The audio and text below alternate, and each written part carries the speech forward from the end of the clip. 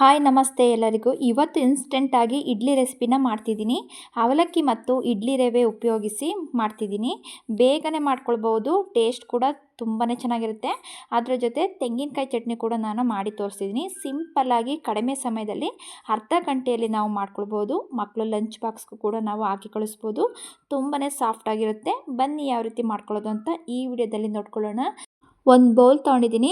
2 cup ಆಗುವಷ್ಟು ಇಡ್ಲಿ ರವೆನ ತೊಗೊಳ್ತಿದ್ದೀನಿ. ನೋಡಿ, ನಾನು ಅಳತೆ ಪ್ರಕಾರ ನಾನು ಮಾಡಿ ತೋರಿಸ್ತಿದ್ದೀನಿ. ನೋಡಿಕೊಂಡು ನೀವು ಒಂದು ಸತಿ ಅದೇ ಅಳತೆಯ ಪ್ರಕಾರ ಮಾಡಿ. ಕಪ್ ಅಳತೆಯಲ್ಲಿ ನಾನು ತೋರಿಸ್ತಿದ್ದೀನಿ. ನೀರು ಹಾಕ್ಕೊಂಡು ರವೆಯನ್ನು 2 ಸಲ ನಾವು ವಾಶ್ ಮಾಡ್ಕೊಳ್ಬೇಕು.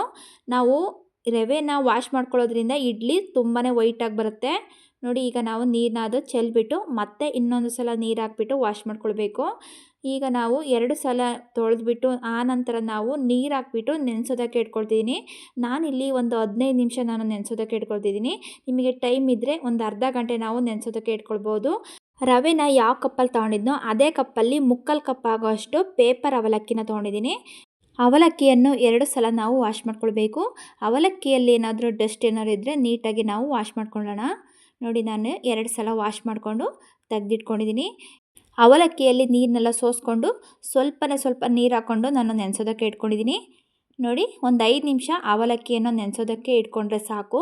5 ನಿಮಿಷದಲ್ಲಿ ಅದು ಚೆನ್ನಾಗಿ ನೆಂದುಬಿಡುತ್ತೆ. ನೋಡಿ, ಈಗ 5 ನಿಮಿಷ ಆದ ನಂತರ ನಾನು ಗ್ರೈಂಡ್ ಮಾಡ್ಕೊಳ್ಳೋಕ್ಕೆ ಅವಲಕ್ಕಿಯನ್ನು ತೊಗೊಂಡಿದ್ದೀನಿ. ಒಂದು ಮಿಕ್ಸಿ ಜಾರಿಗೆ ನೆನೆಸಿರುವಂತಹ ಅವಲಕ್ಕಿಯನ್ನು ನಾನು ಹಾಕ್ಕೊಳ್ತಿದ್ದೀನಿ.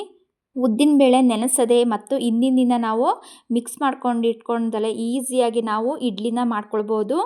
1 ಕಪ್ ಆಗೋಷ್ಟು ತೆಂಗಿನಕಾಯಿ ತುರಿನ ತೊಗೊಳ್ತಿದ್ದೀನಿ. ರವೆ ಯಾವ ಕಪ್ಪಲ್ಲಿ ತೊಗೊಂಡಿದ್ನೋ ಅದೇ ಕಪ್ಪಲ್ಲಿ 1 ಕಪ್ ಆಗೋಷ್ಟು ತೆಂಗಿನಕಾಯಿ ತುರಿನ ತೊಗೊಂಡಿದ್ದೀನಿ. ತೆಂಗಿನಕಾಯಿನ ಹಿಂದ್ಗಡೆ ಸಿಪ್ಪೆನೆಲ್ಲ ತೆಗೆದ್ಬಿಟ್ಟು ವೈಟ್ ಮಾತ್ರ ಈ ರೀತಿ ತುರಿದ್ಬಿಟ್ಟು ತಗೊಳ್ಬೇಕು.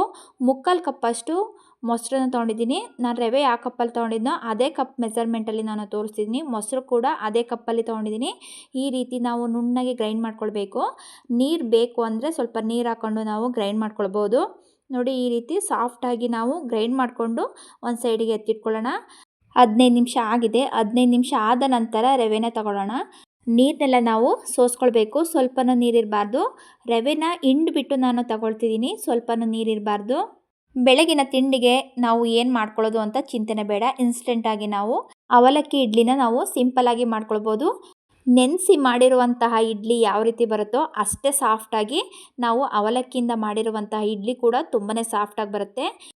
ನೋಡಿ, ರವೆನೆಲ್ಲ ಈ ರೀತಿ ಹಿಂಡ್ಕೊಂಡ್ಬಿಟ್ಟು ನಾನು ತೊಗೊಂಡಿದ್ದೀನಿ. ನೋಡಿ, ಸಿಂಪಲ್ಲಾಗಿರುವಂತಹ ಇಡ್ಲಿ ರೆಸಿಪಿನ ನೀವು ಒಂದು ಸತಿ ಟ್ರೈ ಮಾಡಿ. ನೋಡಿ, ಈಗ ಹಿಂಡ್ಕೊಂಡಿರುವಂತಹ ರವೆನ ನಾನು ಒಂದು ಬೌಲ್ಗೆ ಹಾಕ್ಕೊಳ್ತಿದ್ದೀನಿ. ಗ್ರೈಂಡ್ ಮಾಡ್ಕೊಂಡಿರುವಂತಹ ಅವಲಕ್ಕಿ ಮಿಶ್ರಣವನ್ನು ನಾನು ಹಾಕ್ಕೊಳ್ತಿದ್ದೀನಿ. ಅವಲಕ್ಕಿ ಮಿಶ್ರಣವನ್ನು ನಾವು ನುಣ್ಣಗೆ ಗ್ರೈಂಡ್ ಮಾಡಿಕೊಂಡು ಹಾಕ್ಕೊಳ್ಬೇಕು. ನೋಡಿ, ಹಾಕಿದ ನಂತರ 3/4 ಟೇಬಲ್ ಸ್ಪೂನಷ್ಟು ಉಪ್ಪನ್ನ ಹಾಕ್ಕೊಳ್ತೀನಿ. ರುಚಿಗೆ ತಕ್ಕಷ್ಟು ಉಪ್ಪನ್ನ ಹಾಕ್ಕೊಳ್ಬೇಕು. ಈಗ ಮಿಕ್ಸ್ ಮಾಡ್ಕೊಳ್ಳೋಣ. ಉಪ್ಪು ಮತ್ತು ಹಿಟ್ಟೆಲ್ಲ ನೀಟಾಗಿ ಮಿಕ್ಸ್ ಆಗಬೇಕು. ಆ ರೀತಿ ನಾವು ಮಿಕ್ಸ್ ಮಾಡ್ಕೊಳ್ಬೇಕು. ಇನ್ನೊಂದು ಟಿಪ್ಸ್ ಏನು ಅಂದರೆ, ನಾವು ಹಿಟ್ಟನ್ನು ಎಷ್ಟು ನಾವು ಈ ರೀತಿ ಮಿಕ್ಸ್ ಮಾಡ್ಕೊಳ್ತೀವೋ ಅಷ್ಟು ಸಾಫ್ಟಾಗಿ ಮತ್ತು ತುಂಬಾ ಚೆನ್ನಾಗಿ ಬರುತ್ತೆ ಇಡ್ಲಿ. ಸ್ವಲ್ಪನೇ ನೀರು ಹಾಕ್ಕೊಂಡು ನಾನು ಮಿಕ್ಸ್ ಮಾಡ್ಕೊಳ್ತಿದ್ದೀನಿ.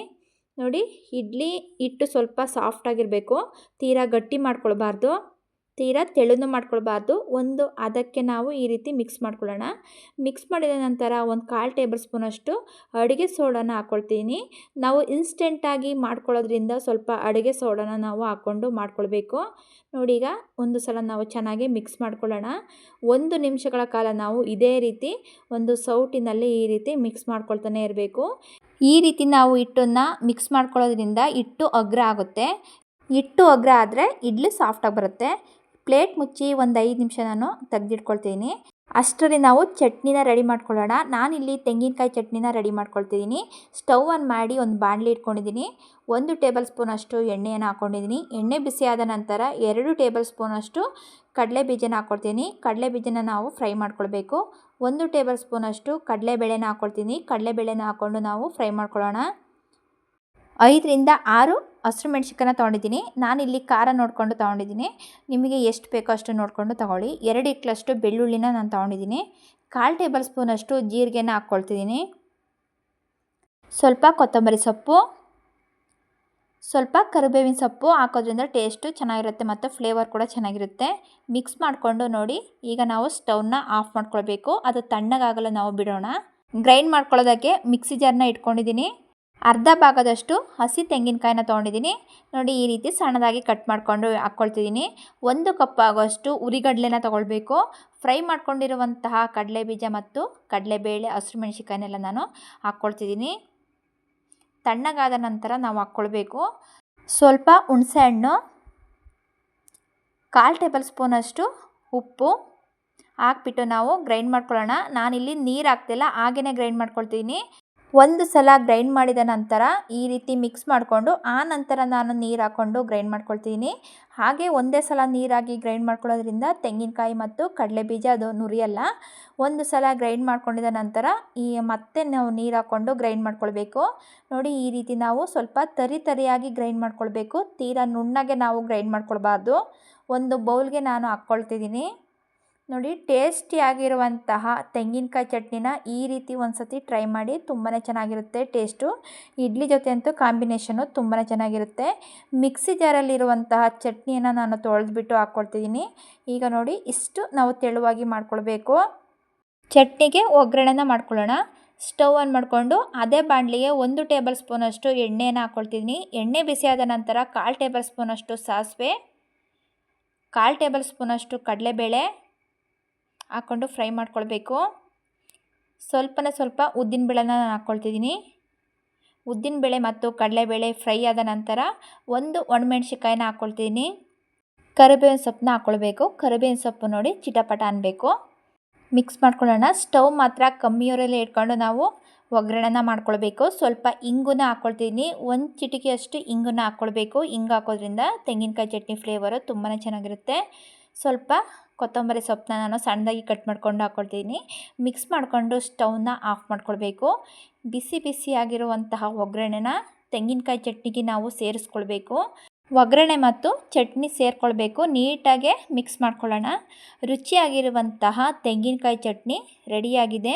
ನೀವು ಒಂದು ಸಲ ಈ ವಿಧಾನದಲ್ಲಿ ಟ್ರೈ ಮಾಡಿ ನೋಡಿ. ಇಡ್ಲಿಗೆ ಕಾಂಬಿನೇಷನ್ ಆಗಿ ತುಂಬಾ ಚೆನ್ನಾಗಿರುತ್ತೆ. ಇಡ್ಲಿ, ವಡೆ ಎಲ್ಲದಕ್ಕೂ ತುಂಬಾ ರುಚಿಯಾಗಿರುತ್ತೆ. ಈಗ ಇಡ್ಲಿನ ನಾವು ಮಾಡ್ಕೊಳ್ಳೋಣ. ತೆಂಗಿನಕಾಯಿ ಚಟ್ನಿ ಒಂದು ಸೈಡಿಗೆ ಎತ್ತಿಟ್ಕೊಂಡು 5 ರಿಂದ 10 ನಿಮಿಷ ನಾನು ನೆನೆಸೋದಕ್ಕೆ ಇಟ್ಕೊಂಡಿದ್ದೆ. ಈಗ ಇಡ್ಲಿ ರವೆ ಚೆನ್ನಾಗಿ ನೆನೆದಿದೆ. ಈಗ 1 ನಿಮಿಷಗಳ ಕಾಲ ನಾವು ಮಿಕ್ಸ್ ಮಾಡ್ಕೊಳ್ಬೇಕು. ನೋಡಿ ನಾವು ಎಷ್ಟು ಚೆನ್ನಾಗಿ ಈ ರೀತಿ ಮಿಕ್ಸ್ ಮಾಡ್ಕೊಳ್ತೀವೋ ಹಿಟ್ಟು ಅಷ್ಟೇ ಅಗ್ರ ಆಗುತ್ತೆ ಮತ್ತು ಇಡ್ಲಿ ಕೂಡ ತುಂಬಾ ಸಾಫ್ಟಾಗಿ ಬರುತ್ತೆ. ನೋಡಿ 1 ನಿಮಿಷಗಳ ಕಾಲ ನಾನು ಇದೇ ರೀತಿ ಮಿಕ್ಸ್ ಮಾಡ್ಕೊಳ್ತಾನೆ ಇದ್ದೀನಿ. ಈ ಟಿಪ್ನ ನೀವು ಯಾವುದೇ ಒಂದು ಇಡ್ಲಿನ ಮಾಡ್ಕೊಳ್ಬೇಕಾದ್ರೆ ನೀವು ಫಾಲೋ ಮಾಡಿ. ಇಡ್ಲಿ ತುಂಬಾ ಸಾಫ್ಟಾಗಿ ಬರುತ್ತೆ ಮತ್ತು ನಾವು ಈ ರೀತಿ ತಿರುಗಿಸ್ಕೊಳ್ಬೇಕಾದ್ರೆ ಇಡ್ಲಿ ರವೆ ಸ್ವಲ್ಪ ನೊರೆ ಥರ ಬರಬೇಕು.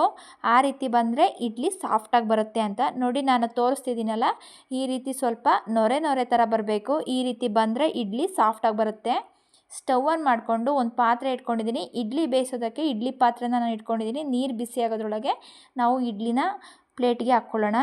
ಸ್ವಲ್ಪ ಎಣ್ಣೆನ ಸವರ್ಕೊಂಡು ಆ ನಂತರ ನಾನು ಇಡ್ಲಿ ಹಿಟ್ಟನ್ನು ಹಾಕ್ಕೊಳ್ತಿದ್ದೀನಿ. ನೋಡಿ ಇಷ್ಟು ಹಾಕ್ಕೊಳ್ಬೇಕು. ಆದರೂ ಇಡ್ಲಿ ಬೆಂದ ಮೇಲೆ ಇನ್ನೂ ಕೂಡ ಅದು ಹಿಟ್ಟಿನ ಪ್ರಮಾಣ ಜಾಸ್ತಿ ಆಗುತ್ತೆ. ನೋಡಿ ಹಾಕ್ಕೊಂಡು ಈಗ ನಾವು ಇಡ್ಲಿ ಪಾತ್ರೆಗೆ ಇಟ್ಕೊಳ್ಳೋಣ. ತುಂಬಾ ಈಸಿಯಾಗಿರುವಂತಹ ಇಡ್ಲಿ ರೆಸಿಪಿನ ನೀವು ಒಂದು ಸತಿ ಟ್ರೈ ಮಾಡಿ ನೋಡಿ. ತುಂಬಾ ಚೆನ್ನಾಗಿ ಬರುತ್ತೆ. ಈಗ ಇಡ್ಲಿ ಪಾತ್ರೆಗೆ ನಾನು ಇಟ್ಕೊಳ್ತಿದ್ದೀನಿ. ಇಡ್ಲಿ ಪಾತ್ರೆಗೆ ಇಟ್ಕೊಂಡು ಒಂದು 10 ರಿಂದ 15 ನಿಮಿಷಗಳ ಕಾಲ ನಾವು ಬೇಯಿಸ್ಕೊಳ್ಬೇಕು. ಇಡ್ಲಿ ಬೇಗನೆ ಬೆಂದ್ಬಿಡುತ್ತೆ. 15 ನಿಮಿಷ ಮಾತ್ರ ಬೇಯಿಸ್ಕೊಂಡ್ರೆ ಸಾಕು. ಜಾಸ್ತಿ ಹೊತ್ತು ನಾವು ಬೇಯಿಸ್ಕೊಳ್ಬಾರ್ದು. ಜಾಸ್ತಿ ಹೊತ್ತು ಬೇಯಿಸ್ಕೊಂಡ್ರೂ ಇಡ್ಲಿ ಸ್ವಲ್ಪ ಗಟ್ಟಿಯಾಗೋ ಚಾನ್ಸಸ್ ಇರುತ್ತೆ. ನಾವು ಒಂದು 10 ರಿಂದ 15 ನಿಮಿಷ ಬೇಯಿಸ್ಕೊಂಡ್ರೆ ಸಾಕು. ನೋಡಿ ಈಗ ಇಡ್ಲಿ ಬೆಂದಿದೆ. ಯಾವ ರೀತಿ ಬಂದಿದೆ ಅಂತ ತೋರಿಸ್ತೀನಿ ನೋಡಿ. ಸಾಫ್ಟ್ ಆಗಿರುವಂತಹ ಅವಲಕ್ಕಿಯಿಂದ ಮಾಡಿರುವಂತಹ ರವೆ ಇಡ್ಲಿನ ನೀವು ಒಂದು ಸತಿ ಟ್ರೈ ಮಾಡಿ ನೋಡಿ. ತುಂಬಾ ಸಾಫ್ಟಾಗಿ ತುಂಬಾ ಸಿಂಪಲ್ಲಾಗಿ ನಾವು ಮಾಡ್ಕೊಳ್ಬೋದು. ನಾವು ನೋಡಿದ್ರೆ ಗೊತ್ತಾಗುತ್ತೆ. ನೋಡಿ ಇಡ್ಲಿ ಯಾವ ರೀತಿ ಬಂದಿದೆ ಅಂತ ನಮಗೆ ಗೊತ್ತಾಗುತ್ತೆ. ಈ ರೀತಿ ಪ್ರೆಸ್ ಮಾಡಿದ್ರೆ ಗೊತ್ತಾಗುತ್ತೆ. ತುಂಬಾ ಸಾಫ್ಟಾಗಿ ಮತ್ತು ಫ್ಲಫಿಯಾಗಿ ಬಂದಿದೆ. ಇನ್ಸ್ಟೆಂಟಾಗಿ ನಾವು ಯಾವುದೇ ಒಂದು ಉದ್ದಿನಬೇಳೆ ಮತ್ತು ಒಂದಿನ ನೆನೆಸದೆ ಈಸಿಯಾಗಿ ಇನ್ಸ್ಟೆಂಟಾಗಿ ಒಂದು ಅರ್ಧ ಗಂಟೆಯಲ್ಲಿ ಇಡ್ಲಿನ ನಾವು ಮಾಡ್ಕೊಳ್ಬೋದು. ಬೆಳಗಿನ ತಿಂಡಿಗೆ ತಕ್ಷಣದಲ್ಲಿ ನಾವು ಈ ರೀತಿ ಇಡ್ಲಿನ ನಾವು ರೆಡಿ ಮಾಡ್ಕೊಳ್ಬೋದು. ತುಂಬಾ ಸಾಫ್ಟಾಗಿ ತುಂಬಾ ಚೆನ್ನಾಗಿ ಬರುತ್ತೆ. ಯಾರಿಗೆಲ್ಲ ಈ ರೆಸಿಪಿ ಇಷ್ಟ ಆಯಿತು ಫ್ಯಾಮಿಲಿ ಜೊತೆ ಫ್ರೆಂಡ್ಸ್ ಜೊತೆ ಶೇರ್ ಮಾಡಿ. ವಿಡಿಯೋ ನೋಡಿ ಸಪೋರ್ಟ್ ಮಾಡಿ.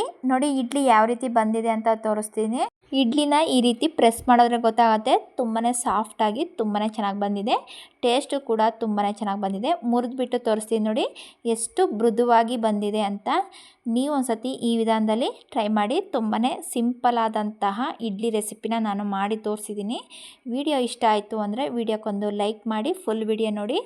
ಇಡ್ಲಿಗೆ ಕಾಂಬಿನೇಷನ್ ಆಗಿ ತೆಂಗಿನಕಾಯಿ ಚಟ್ನಿನ ಮಾಡಿ ತೋರಿಸಿದ್ದೀನಿ. ತೆಂಗಿನಕಾಯಿ ಚಟ್ನಿ ಕೂಡ ತುಂಬಾ ಚೆನ್ನಾಗಿ ಬಂದಿದೆ. ಇಡ್ಲಿಗೆ ಕಾಂಬಿನೇಷನ್ ಆಗಿ ತೆಂಗಿನಕಾಯಿ ಚಟ್ನಿನ ಈ ವಿಧಾನದಲ್ಲಿ ಒಂದು ಸತಿ ಟ್ರೈ ಮಾಡಿ ನೋಡಿ. ನನ್ನ ಚಾನಲನ್ನು ಯಾರು ಹೊಸ್ದಾಗಿ ನೋಡ್ತಿದ್ದೀರಾ ದಯವಿಟ್ಟು ನನ್ನ ಚಾನಲನ್ನು ಸಬ್ಸ್ಕ್ರೈಬ್ ಮಾಡಿಕೊಂಡು ಪಕ್ಕದಲ್ಲೇ ಇರುವಂತಹ ಬೆಲ್ ಬಟನನ್ನು ಕ್ಲಿಕ್ ಮಾಡಿ ವಿಡಿಯೋ ನೋಡಿ ಸಪೋರ್ಟ್ ಮಾಡಿ. ನೋಡಿ ಸಾಫ್ಟಾಗಿರುವಂತಹ ಇಡ್ಲಿಯನ್ನು 30 ನಿಮಿಷದಲ್ಲಿ ನಾವು ಮಾಡ್ಕೊಳ್ಬೋದು. ಯಾವುದೇ ಒಂದು ಹಿಟ್ಟು ಮತ್ತು ಉದ್ದಿನಬೇಳೆ ನೆನೆಸದೆ ಇನ್ಸ್ಟೆಂಟಾಗಿ ನಾವು ಮಾಡ್ಕೊಳ್ಬೋದು.